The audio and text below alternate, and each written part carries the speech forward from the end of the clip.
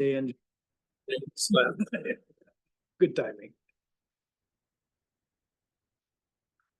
Okay, it's 7 o'clock on June 17th. Call the meeting of the Board of Equalization to order. Please rise and for the Pledge of Allegiance.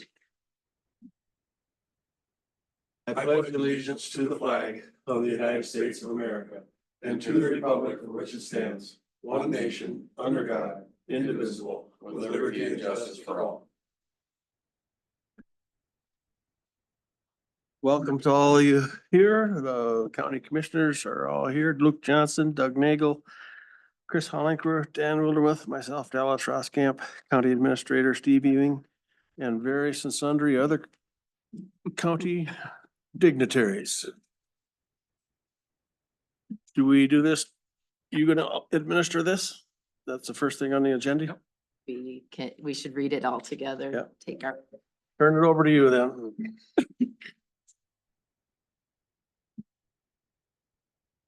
I, Dallas Roskamp, will solemnly swear that I will support the Constitution of the United States and the Constitution of the State of Minnesota, and that I will faithfully execute and discharge the duties of the Pipestone County Board of Appeal and Equalization according to law and to the best of my ability and understanding.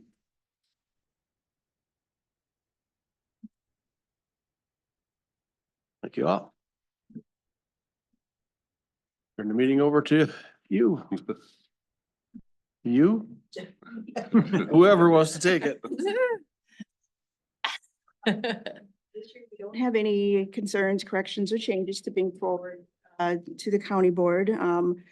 My staff, along with the help of the local assessors, we were able to handle them either before the local board meetings or at the local board level and took care of all those. We didn't have a lot of people come forward this year. It was pretty quiet, which is kind of nice.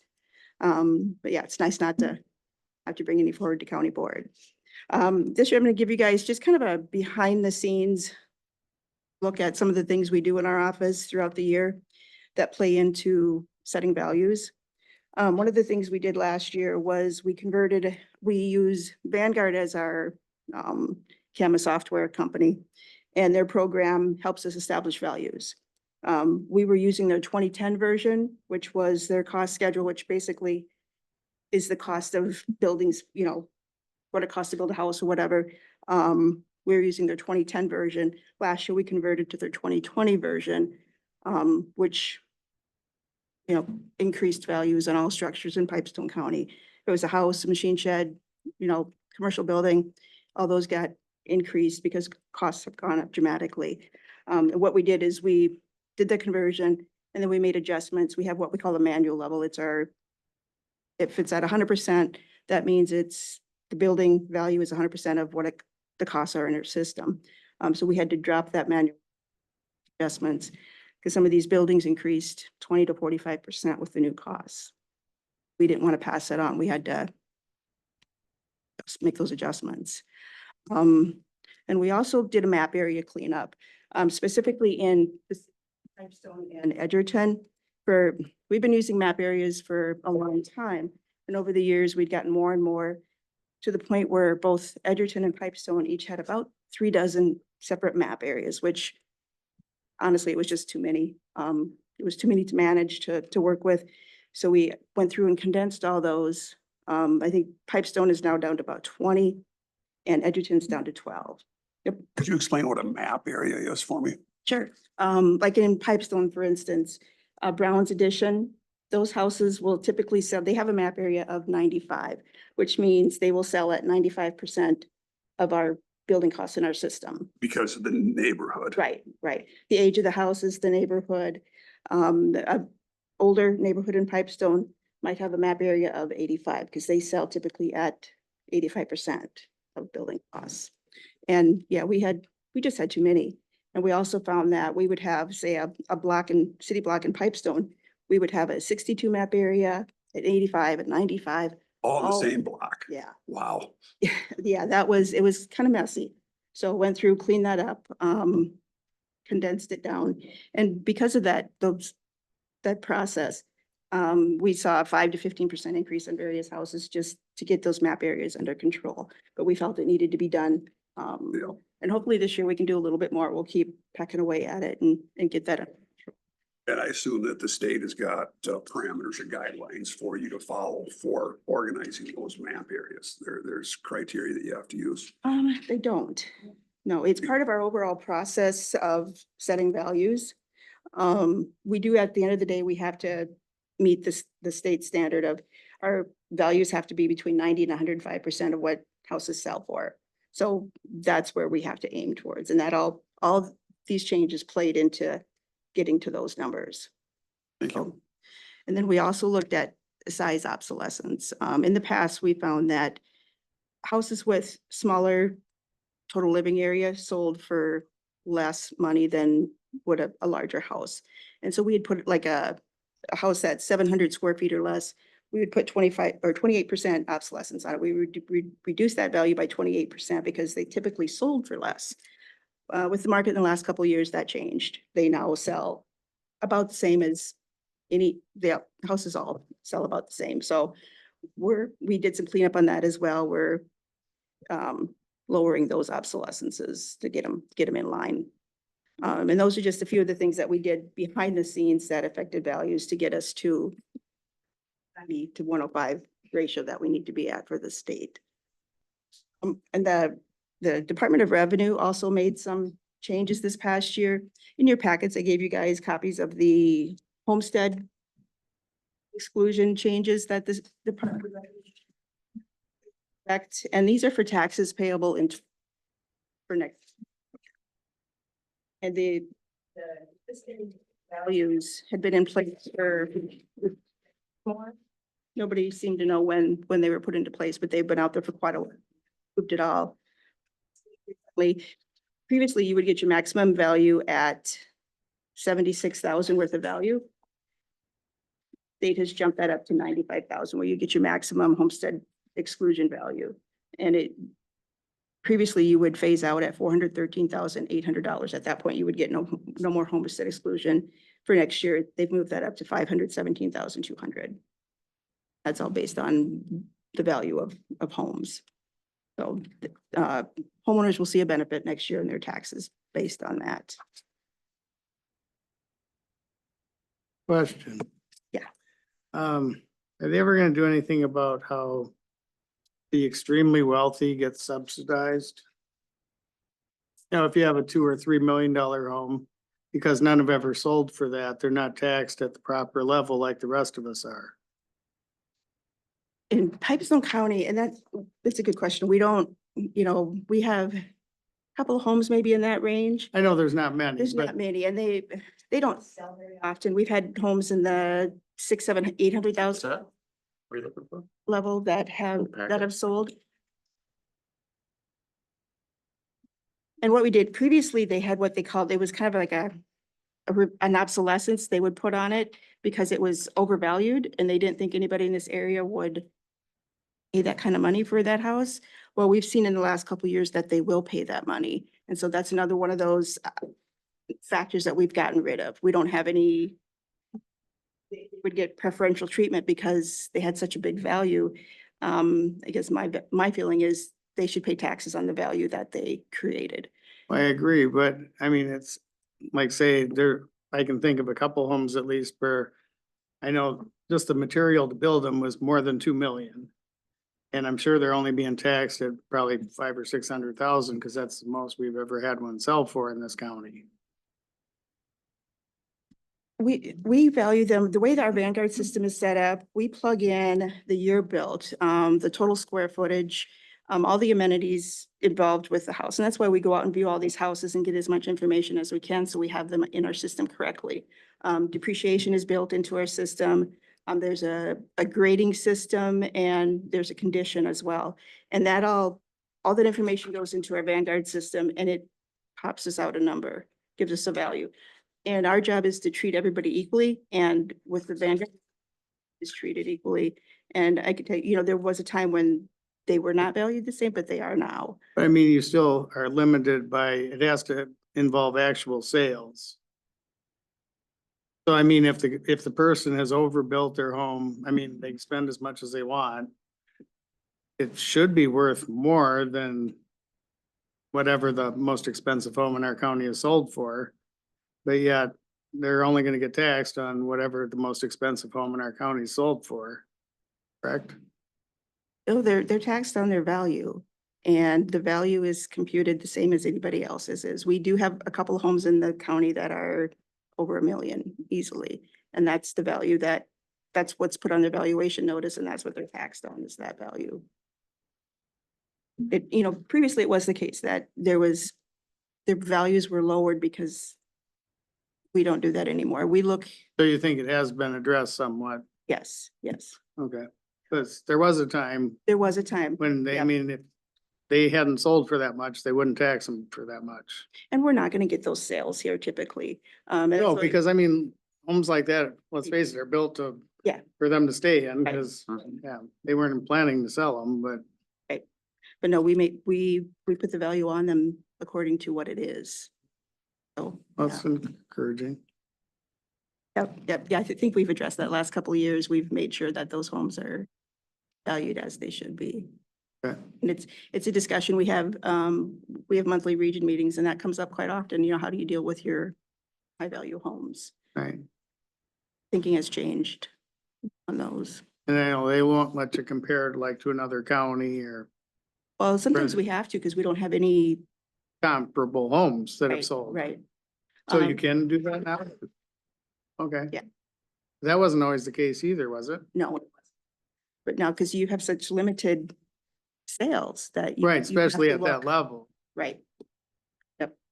That's good.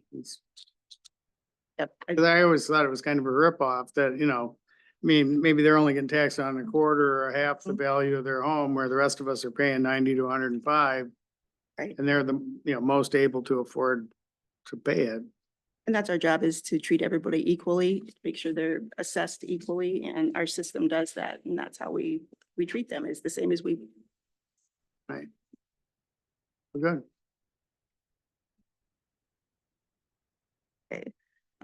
So that's Homestead. We'll probably hear more about that. TNT time comes up. And then also the Department of Revenue changed the tier limit. If somebody has homestead, the state has, since 2006, they've had an egg tier limit, and I think I gave that handout to you guys as well.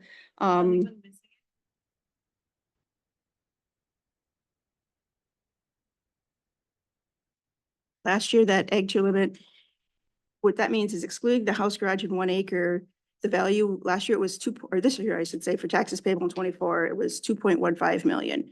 So all the value up to 2.15 million went at 0.5%. And once you get over that limit, then it goes at 1%. For taxes payable in 25, that went up, they increased it up to 3.5 million. That's a big shift. So that'll definitely benefit the homesteaded egg owners. Yep.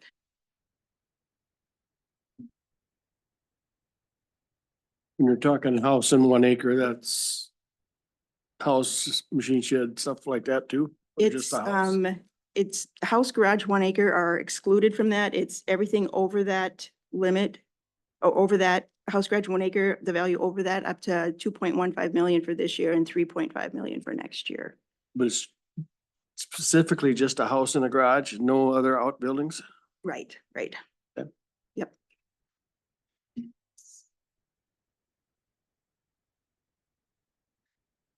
Okay, and then on to sales. I'll just go through these.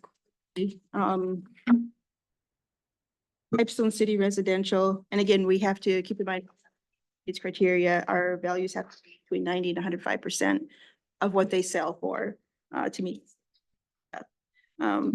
City of Pipestone, we had 56 residential sales. We started out with an initial ratio of 88%, ended up at 91.67.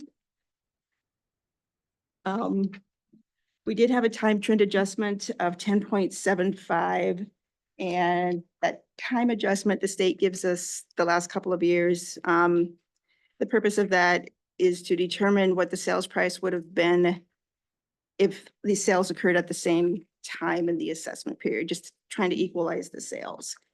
But the initial sale price is what it actually sold for. Right. Yep. Yep. The changes we made in Pipestone residential, again, we made changes to the manual level because of the new cost manual. We adjusted those map areas, and then the size obsolescences, we didn't make any size changes. Thank you.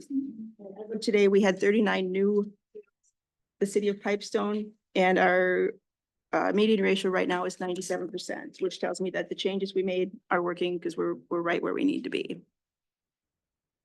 Edgerton, we had 17 sales. Our initial ratio was 6%. We had 10.75% time on that time adjustment.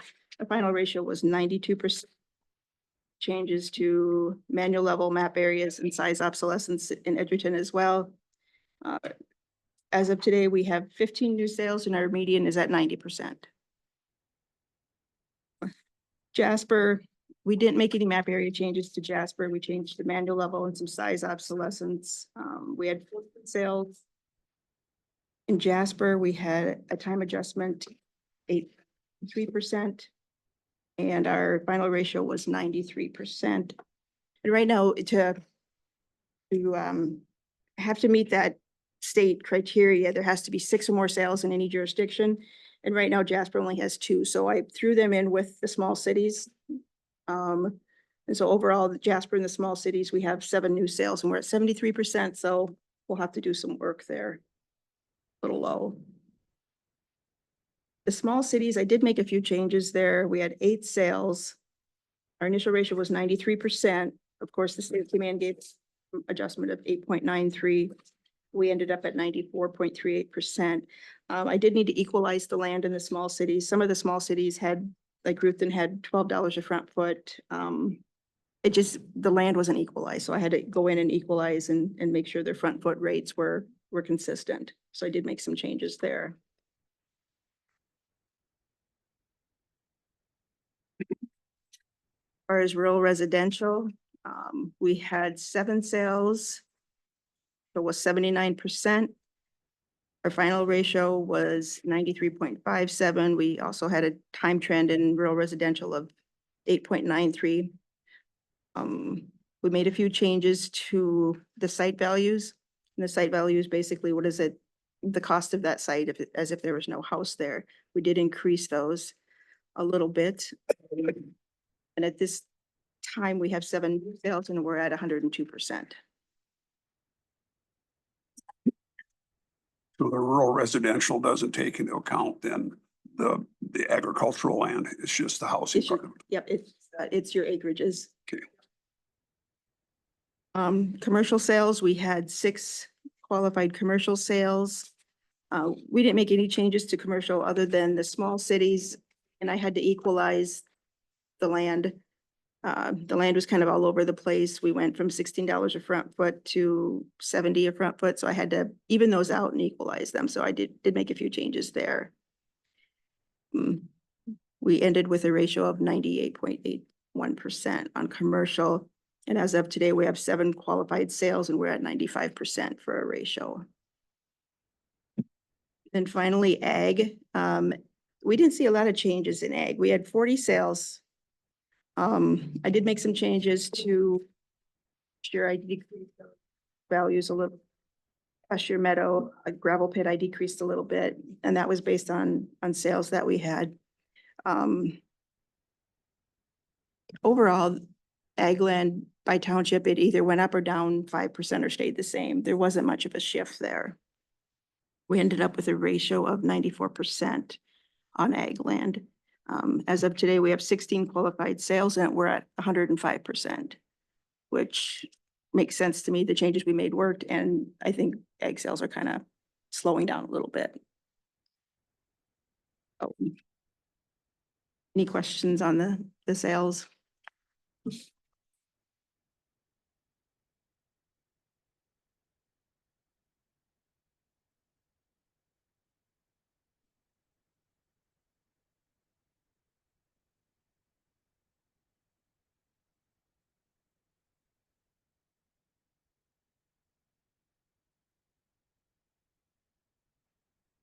And we were notified today by the Department of Revenue that we have no state board order for this year, so all good. I have a question on the ag sales. When you have sales within families, how do you make sure that it's a fair market value on the sale? That's an automatic reject for us. If it's between family members, it's rejected. Yeah, it's not used as part of our study. Okay, so then how is that sale then adjudicated, or isn't it?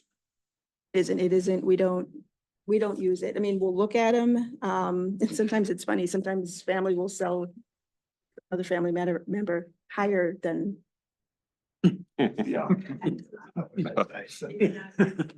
under market, but we don't take those into consideration when we do our, And you've got no authority or oversight on that. The information that you're using is just to be able to come to a fair value for other property.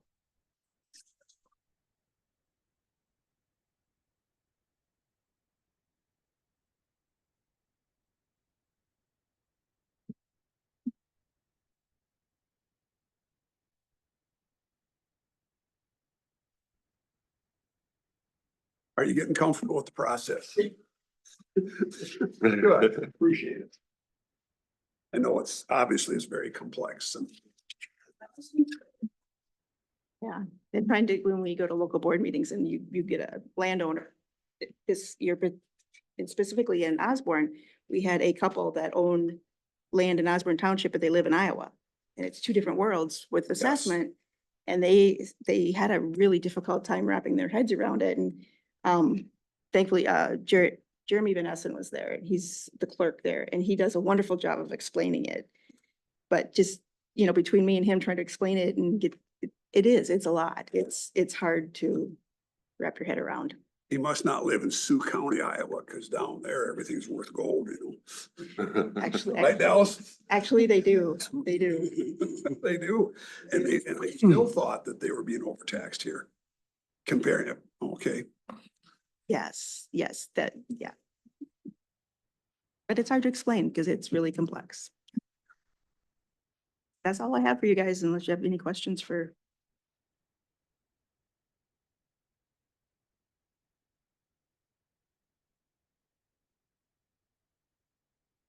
Right. Oh.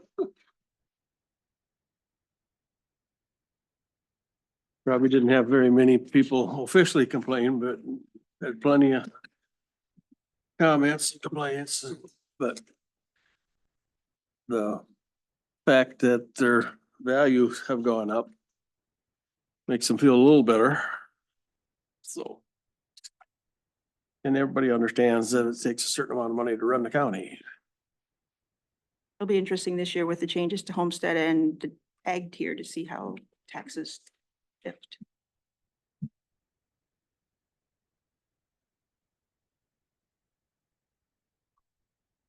So won't that shift more to homes then? If the ag's getting a bigger break? Residential. Good. Yeah. That's the weird thing. We really can't say what we're gonna see.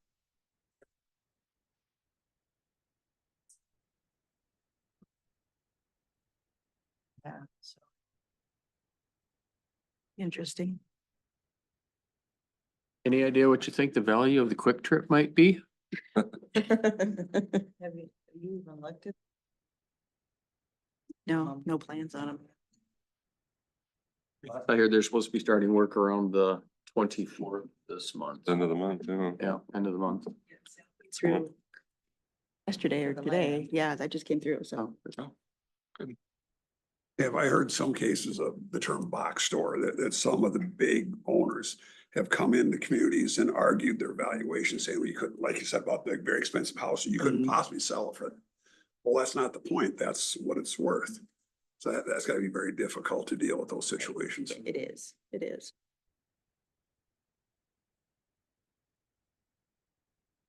Oh, yeah, yeah. And I remember we had that with Suzlon a number of years ago, Right, same right. situation. We've been fortunate here. A lot of the counties have the big box stores like a empty Walmart or run. They do sue, but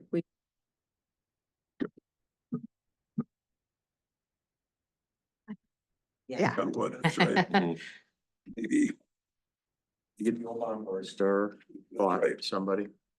Get something in there. Be good. Before that roof leaks. One of the things that I don't think is fair, but that we can't do anything about is like the new cattle thing that we just approved the other day. That gets taxed the same rate as a machine shed. Pit is pollution control, the equipment inside is all personal property. So all your taxing is, Shell. so they aren't, that big a boon for the county. Vanguard is out of Iowa, and in Iowa, they do tax equipment. They value all that equipment. But Minnesota, we don't. And they don't tax the pollution control because that started 25 years ago when they first did them. That should be changed somewhere along the line.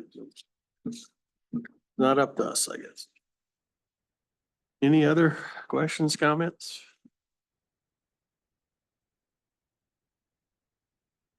To adjourn.